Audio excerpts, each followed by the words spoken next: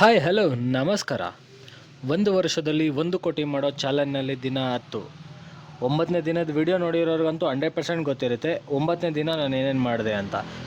So 9 ದಿನಗಳಿಗೆ ನಾನು ಸಂಪಾದಿಸಿದ್ದು 29,080 ರೂಪಾಯಿ ಅನ್ನೋದು ನಿನ್ನೆ ವಿಡಿಯೋದಲ್ಲೂ ನಾನು ಅನೌನ್ಸ್ ಮಾಡಿದ್ದೀನಿ. ಇವತ್ತು ಅದನ್ನು ಹೇಳ್ತಾಯಿದ್ದೀನಿ. ಈ 9 ದಿನಗಳಲ್ಲಿ ನಾನು ಗಳಿಸಿದ್ದು ಒಟ್ಟು 29,080 ರೂಪಾಯಿನ ಒಟ್ಟು ನಾನು ದುಡ್ದೀನಿ ಇದುವರೆಗೂ. ಸೊ 10ನೇ ದಿನ ಎಷ್ಟು ದುಡಿತೀನಿ, 30,000 ಕ್ರಾಸ್ ಆಗುತ್ತಾ ಏನು ಅನ್ನೋದು ನೋಡೋಣ.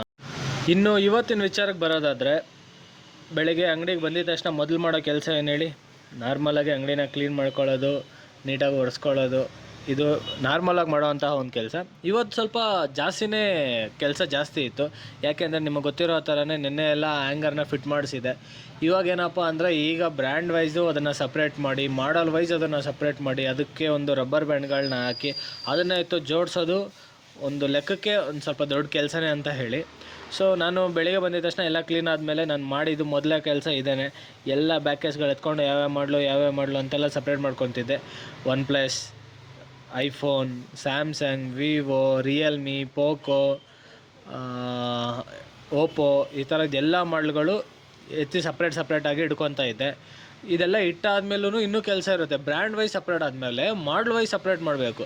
ಈಗ OnePlus 10R ಇರೋರು ಇರ್ತಾರೆ, OnePlus 7, OnePlus 8, ಐಫೋನ್ 14, 15, 16, 17, 18 ಪ್ರೋ, ಅದರಲ್ಲೂ ಪ್ರೋ ಮ್ಯಾಕ್ಸು, ಆಮೇಲೆ 14 ಪ್ಲಸ್ಸು, ಈ ಥರ ಸಪ್ರೇಟ್ ಮಾಡಲ್ಗಳನ್ನ ಎಷ್ಟೆಷ್ಟು ಪೀಸ್ ಇದೆ ಅನ್ನೋ ಪೀಸ್ ಲೆಕ್ಕದಲ್ಲೂ ನಾವು ಚೇಂಜಸ್ ಮಾಡಿ ಇಟ್ಕೋಬೇಕು.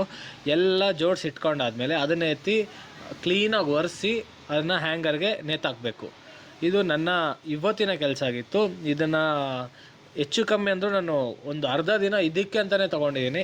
ಹಂಗೇ ಯಾರೂ ಕಸ್ಟಮರ್ಸು ವಾಕಿಂಗ್ಸ್ ಇದ್ದಿಲ್ಲ. ನಾನು ಇಡೀ ಅರ್ಧ ದಿನ ಫುಲ್ಲು ಅದನ್ನು ಜೋಡ್ಸೋಕ್ಕೇ ತೊಗೊಂಡೆ. ಸೊ ಆದರೂ ಅಷ್ಟು ಕ್ಲಿಯರಾಗಿ ಬಂದಿಲ್ಲ, ಸ್ವಲ್ಪ ಡಿಲೇ ಮಾಡಿದೆ. ಆಮೇಲೆ ಏನೋ ನನ್ನ ಕೈಲಾದಷ್ಟು ಚೆನ್ನಾಗೇ ಮಾಡಿದ್ದೀನಿ ಅಂತ ನನ್ನ ಒಂದು ಅಭಿಪ್ರಾಯ. ಈ ಥರ ಜಾಸ್ತಿ ಕೆಲಸಗಳಿದ್ದಾಗ ನಾನಂತೂ ಜಾಸ್ತಿ ಕೆಲಸ ಮಾಡಲ್ಲ, ನಾನು ತುಂಬ ದೊಡ್ಡ ಸೋಂಬೇರಿ. ಈ ಥರ ಜಾಸ್ತಿ ಕೆಲಸಗಳಿದ್ದಾಗಲಿ, ನನಗೆ ತುಂಬ ಜಾಸ್ತಿ ಕಷ್ಟಗಳು ಬಂದಾಗಲಿ, ನನಗೆ ಸಪೋರ್ಟಿವ್ ಆಗಿ ನಿಂತ್ಕೊಳ್ಳೋದೇ ನಮ್ಮದೊಂದು ಗ್ರೂಪ್ ಇದೆ, ನಿಮಗೆ ಗೊತ್ತಿರುತ್ತೆ.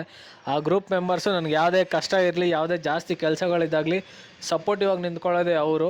ನಾನು ಅಂದ್ಕೊಂಡೆ ಅವ್ರಿಗೆ ಹೇಳೋದು ಬೇಡ, ನಾನೇ ಮಾಡಿಬಿಡೋಣ ಅಂತ ಮಾಡ್ತಾ ಅದೇನಾಯಿತು, ಕೆಲಸ ಜಾಸ್ತಿನೇ ಆಗ್ತಾಯಿತ್ತು, ಕಮ್ಮಿ ಅಂತ ಆಗ್ತಾಯಿದ್ದಿಲ್ಲ. ಈ ಒಂದು ಮಾಡಲ್ದು ಏನಿಲ್ಲ ಅಂದರೂ 300-400 ಅಂದರೆ ಒಂದು ಬ್ರ್ಯಾಂಡದು ಒಂದು 300-400 ಬ್ಯಾಕೇಜ್ಗಳು ಸಿಗುತ್ತೆ. ಈ ಥರ ಎಲ್ಲ ಬ್ರ್ಯಾಂಡ್ದು ಈ ಥರ ಮಾಡಲ್ ವೈಸ್ ಸಪ್ರೇಟ್ ಮಾಡಿ ಇಡಬೇಕಂದ್ರೆ ಯೋಚನೆ ಮಾಡಿ ಯಾವ ಥರ ಇರುತ್ತೆ ಕೆಲಸ ಅಂತ. ಒಬ್ಬನ ಕೈಲಿ ಅದು ಆಗೋಲ್ಲ. ಅದಕ್ಕೆ ನನ್ನ ಕೈಲಿ ಎಷ್ಟಾಗುತ್ತೋ ಅಷ್ಟು ಮಾಡಿದೆ. ಮಧ್ಯಾಹ್ನವರೆಗೂ ಮಾಡಿದೆ, ಜಾಸ್ತಿನೇ ಮಾಡಿದೆ ಅಂತ ಅನ್ನಿಸ್ತು, ಸುಮ್ಮನೆ ಆಗ್ಬಿಟ್ಟೆ. ನಾಳೆ ಅವ್ರನ್ನ ಕರೆಸ್ಬಿಟ್ಟು ಅವ್ರ ಕೈಲಿ ಮಾಡಿಸ್ಕೊಳ್ಳೋಣ ಬಿಡು ಅಂದ್ಬಿಟ್ಟು ಸುಮ್ಮನೆ ಆಗ್ಬಿಟ್ಟೆ. ಸೊ ನಾಳೆ ಅವ್ರನ್ನ ಕರೆಸ್ಬಿಟ್ಟು ಅವ್ರ ಕೈಲಿ ಮಾಡಿಸ್ಬಿಟ್ಟು ಕ್ಲೀನಾಗಿ ಒಂದು ವಿಡಿಯೋ ಅಪ್ಲೋಡ್ ಮಾಡ್ತೀನಿ. ಸೊ ಈ ಥರ ಕ್ಲೀನ್ ಮಾಡ್ಕೊತಾ ಇರ್ತೀನಿ. ನೀವು ವಿಡಿಯೋದಲ್ಲಿ ಆಲ್ರೆಡಿ ನೋಡಿರೋ ಥರ ನೀವು ನೋಡ್ತಾ ಇರ್ತೀರ, ಎತ್ತಿ ಎಲ್ಲ ಮೂಟೆಯಲ್ಲಿ ತೊಳ್ತಾ ಇರುತ್ತೆ. ಅದನ್ನು ಎತ್ಬಿಟ್ಟು ಸೈಡ್ ಇಟ್ಟು ಮಾಡಲ್ ವೈಸ್ ಸಪ್ರೇಟ್ ಮಾಡಿ ಅದಕ್ಕೆ ರಬ್ಬರ್ ಬ್ಯಾಂಡ್ ಹಾಕಿ ಇಡ್ತಾ ಇದ್ದೀನಿ. ಈ ಕೆಲಸ ಎಲ್ಲ ಮಾಡುವಾಗ ನನ್ನ ಮನಸ್ಸಲ್ಲಿ ಓಡ್ತಾ ಇದ್ದಿದ್ದು ಒಂದೇ, ಇದೆಲ್ಲ ಚಿಕ್ಕ ಪ್ರಾಬ್ಲಮ್ಗಳು, ಚಿಕ್ಕ ಕೆಲಸಗಳು. ಇದನ್ನು ಮಾಡೋಕ್ಕೆ ಎಷ್ಟು ಸೋಂಬೇರಿತನ ಬಿದ್ದರೆ ಇನ್ನು ಮುಂದೆ ತುಂಬ ದೊಡ್ಡ ಕೆಲಸ ಮಾಡಬೇಕಾಗುತ್ತೆ, ಅವಾಗೇನು ಮಾಡ್ತೀಯಾ ಇದು ಅಂತ ನನ್ನ ಮನಸ್ಸಲ್ಲೇ ನನಗೆ ಓಡ್ತಾ ಇದ್ದಿದ್ದಂಥ ಮಾತುಗಳಿವು. ನನ್ನಲ್ಲೇ ನಾನು ತುಂಬ ಮಾತಾಡ್ಕೊತೀನಿ. ಆ ಥರ ಮಾತಾಡ್ಕೊಳ್ಳೋದ್ರಲ್ಲಿ ಈ ಕೆಲವೊಂದು ಮಾತುಗಳು ಇರೋದು ನಿಜಾನೇ. ಈ ಕೆಲಸಗಳು ಮಾಡ್ತಾ ಮಧ್ಯಾಹ್ನನೇ ಕಳೆದೋಯ್ತು, ಹೊಟ್ಟೆ ಹಸಿದಾಯಿತು, ಊಟ ಬೇರೆ ತಿನ್ನಬೇಕಂತ ಅನ್ನಿಸ್ತಾ ಇತ್ತು. ಆದರೆ ಏನಪ್ಪ ಅಂದರೆ ಕಸ್ಟಮರ್ ಅಂತೂ ಒಬ್ಬರು ಒಳಗಡೆ ಬಂದಿಲ್ಲ. ಏನಿದು ಬಿಸ್ನೆಸ್ಸೇ ಇಲ್ಲ 2 ದಿನದಿಂದ ಅಂತ ನಾನು ಯೋಚನೆ ಮಾಡ್ತಾಯಿದ್ದೆ. ಆ್ಯಂಡ್ ಮಧ್ಯಾಹ್ನ ಹೋಗ್ಬಿಟ್ಟು ಊಟ ಬಂದಮೇಲೆ ನೋಡ್ತೀನಿ ರೋಡಲ್ಲಿ ಜನನೇ ಓಡಾಡ್ತಾ ಇಲ್ಲ. ಹೋಗ್ಬಿಟ್ಟು ಸಡನ್ನಾಗಿ ಜನ ಎಲ್ಲ ಮಾಯ ಆಗ್ಬಿಟ್ರಾ, ಬೆಂಗಳೂರು ಬಿಟ್ಬಿಟ್ಟು ಆಚೆ ಹೋಗ್ಬಿಟ್ರಾ ಅಂತ ಎಲ್ಲ ಯೋಚನೆ ಬರುತ್ತೆ. ಆದರೆ ಜನ ಅಂತೂ ತುಳ್ತಾ ಇರ್ತಾರೆ. ಯಾಕೋ ಈಗ ಸದ್ಯಕ್ಕೆ ಜನ ರೋಡಿಗೆ ಇಳಿತಾ ಇಲ್ಲ ಅನಿಸುತ್ತೆ. ರೀಸನ್ ಏನಾದರೂ ಆಗಿರ್ಬೋದು, ಬಟ್ ವ್ಯಾಪಾರ ಅಂತೂ ಡಲ್ ಆಗ್ತಾಯಿದೆ. 1 ವರ್ಷದಲ್ಲಿ 1 ಕೋಟಿ ಮಾಡಬೇಕು ಅಂದರೆ ಈ ಥರ ಬಿಸ್ನೆಸ್ ಆದರೆ ತುಂಬ ಕಷ್ಟ ಆಗುತ್ತೆ, ಅದಂತೂ ನಿಜ. ನೋಡ್ತೀನಿ, ಮುಂದಕ್ಕೆ ಬದಲಾಯಿಸ್ಕೊತೀನಿ, ವ್ಯಾಪಾರನೂ ಬದಲಾಯಿಸ್ತೀನಿ ಅನ್ನೋ ನಂಬಿಕೆ ನನ್ನಲ್ಲಿದೆ. ಬೇರೆ ವ್ಯವಹಾರ ಮಾಡಿ, ಬೇರೆ ಬಿಸ್ನೆಸ್ಗಳನ್ನ ಮಾಡಿ ಕ್ಲಿಕ್ ಮಾಡ್ತೀನಿ, ಸಕ್ಸಸ್ಫುಲ್ ಆಗೇ ಆಗ್ತೀನಿ ಅನ್ನೋದು ನನ್ನ ಒಂದು ದೊಡ್ಡ ನಂಬಿಕೆ. ಅದಾಗ್ತಾ ಇದ್ದಂಗೆ ಸಂಜೆ ಮೋಡ ಮುಚ್ಚಿದ ವಾತಾವರಣ ಜಾಸ್ತಿ ಇದ್ದಿದ್ದ ಕಾರಣ ಹನಿ ಬೀಳ್ತಾಯಿತ್ತು ಸಂಜೆನೇ. ಸೊ ರಾತ್ರಿ ಅಂತೂ ಸಿಕ್ಕಾಪಟ್ಟೆ ಮಳೆ ಬೀಳ್ತಾಯಿತ್ತು. ಇದ್ದಿದ್ದು ಬಿಸ್ನೆಸ್ ಇಲ್ದಿರಾಯಿತು. ಸಂಜೆ ಮೇಲಾದರೂ ಅಟ್ಲೀಸ್ಟ್ 1,000-2,000 ಆಗುತ್ತೆ ಅಂತ ಯೋಚನೆ ಮಾಡಿದೆ. ಆಗ ನೋಡಿದ್ರೆ ಇದ್ದಿದ್ದು ಬಿಸ್ನೆಸ್ ಡಲ್ ಆಗೋಯಿತು. ಯಾಕೆ ಅಂದರೆ ಮಳೆ ಬರ್ತಿದ್ರೆ ಮಳೇಲಿ ಯಾರು ನೆನ್ಕೊಂಡು ಬರ್ತಾರೆ. ಮಳೆ ಬಿದ್ದಾಗ ಬಿಡು ನಾಳೆ ಹೋಗೋಣ ನಾಳಿದ್ದು ಹೋಗೋಣ ಅಂತ ಅಂದ್ಕೊಂಡು ಸುಮ್ಮನೆ ಹಂಗೆ ಇದ್ಬಿಡ್ತಾರೆ ಹೊರತು ಯಾರು ಈ ಚಳಿಗೆ ಈ ಮಳೆಗೆ ಆಚೆ ಅಂತೂ ಬರಲ್ಲ. ಒಂದು ವರ್ಷದಲ್ಲಿ 1 ಕೋಟಿ ಮಾಡಬೇಕು ಅನ್ನೋ ಚಾಲೆನ ತೊಗೊಂಡಾದ್ಮೇಲೆ ಕೆಲವೊಂದು ಒಳ್ಳೆ ದಿನಗಳನ್ನ ನೋಡಿದ್ದೀನಿ, ಕೆಲವೊಂದು ಬ್ಯಾಡ್ ಡೇಸ್ಗಳನ್ನ ನೋಡಿದ್ದೀನಿ. ಎರಡನ್ನೂ ಸಮಾನತೆಯಿಂದ ತೊಗೊಂಡು ಹೋಗಬೇಕು, ಅದೇ ಜೀವನ ಅಂತ ನಾನು ನಂಬಿದ್ದೀನಿ. ನನ್ನ ಗುರಿ ಒಳ್ಳೆಯದಿದೆ, ನನ್ನ ಮನಸ್ಸು ಒಳ್ಳೆಯದಿದೆ, ನಾನು ಮಾಡೋದೆಲ್ಲ ಒಳ್ಳೆಯದಾಗುತ್ತೆ ಅನ್ನೋದು ನನ್ನ ಒಂದು ಅಭಿಪ್ರಾಯ.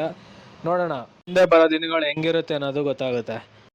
1 ವರ್ಷದಲ್ಲಿ 1 ಕೋಟಿ ಮಾಡೋ ಚಾಲೆಂಜ್ನಲ್ಲಿ ದಿನ 10ನೇ ದಿನ ನನ್ನ ಒಂದು ಅಂಗಡಿಯಿಂದ 1050 ರೂಪಾಯಿನ ನಾನು ಸಂಪಾದಿಸಿದ್ರೆ, ಇನ್ನೊಂದು ಅಂಗಡಿಯಲ್ಲಂತೂ ಏನೂ ವ್ಯಾಪಾರನೇ ಆಗಿಲ್ಲ, 0 ರೂಪೀಸು. ಸೊ ಕಳೆದ 9 ದಿನಗಳಲ್ಲಿ ನಾನು 29,080 ರೂಪಾಯಿನ ದುಡ್ದಿದ್ದೆ. ಇವತ್ತು 1050 ರೂಪಾಯಿ ಮಾತ್ರ ಸೇರಿಸ್ಕೊಂಡ್ರೆ 30,130 ರೂಪಾಯಿ ನನ್ನ 10 ದಿನಗಳ ಒಟ್ಟು ಸಂಪಾದನೆ ಆಗಿದೆ. ಈ ಥರ ಬಿಸ್ನೆಸ್ ಡಲ್ಲಿದ್ರೆ ಆಗಲ್ಲ ಅನ್ನೋದು ನನಗೆ ಚೆನ್ನಾಗಿ ಗೊತ್ತು. ಮುಂದೆ ಅದನ್ನು ಬದಲಾಯಿಸ್ಕೊತೀನಿ. ದಿನಕ್ಕೆ 30, 50, 1 ಲಕ್ಷ ದುಡಿಯೋ ಐಡಿಯಾಸ್ ನನ್ನಲ್ಲಿದೆ.